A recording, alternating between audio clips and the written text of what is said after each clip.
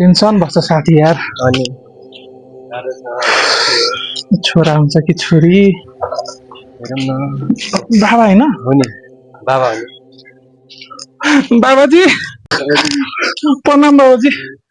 ओम तत्त सत्त के छ बालकहरू भन मलाई। त्यस्तो त के होइन बाबाजी, मेरो बुढी गर्भवती छ, यसो भनिदिनु पर्यो कि छोरा हुन्छ कि छोरी? त्यो बालक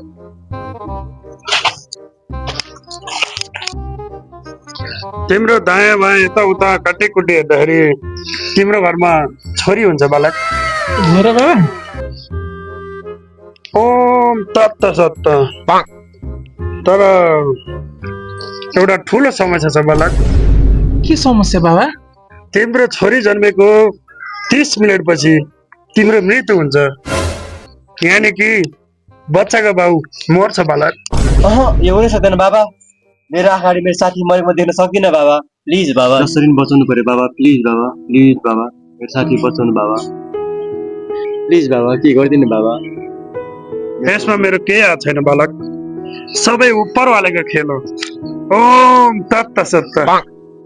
होइन बाबा, के गरौँ न बाबा, मेरो साथीले यसो नगरौँ न बाबा। प्लिज बाबा छोड दे साथी।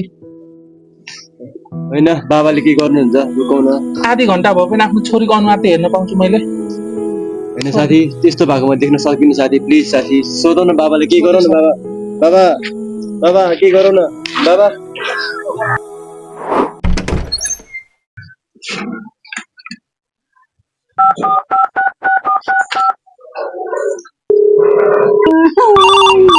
उठाइए ना। हेलो साथी, मेरो त छोरी जन्मियो नि, 1 घन्टा भइसक्यो, मलाई त के भएको छैन नि। मलाई त त्यो बाबा त ढुङ्गी रहेछ यार, 1 नम्बरको झुटो। खै अल्छ मलाई त के भएन गरे।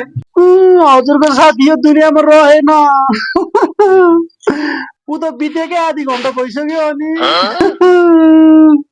बिचरा मर्न पनि हाँस्दै हाँस्दै मरेको छ। यो सब कसरी भयो? हेलो हेलो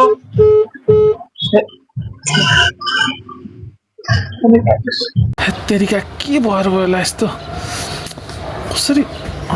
एकछिन। छोरी जन्मेको 30 मिनटपछि बच्चाको बाउ मर्छ बालक।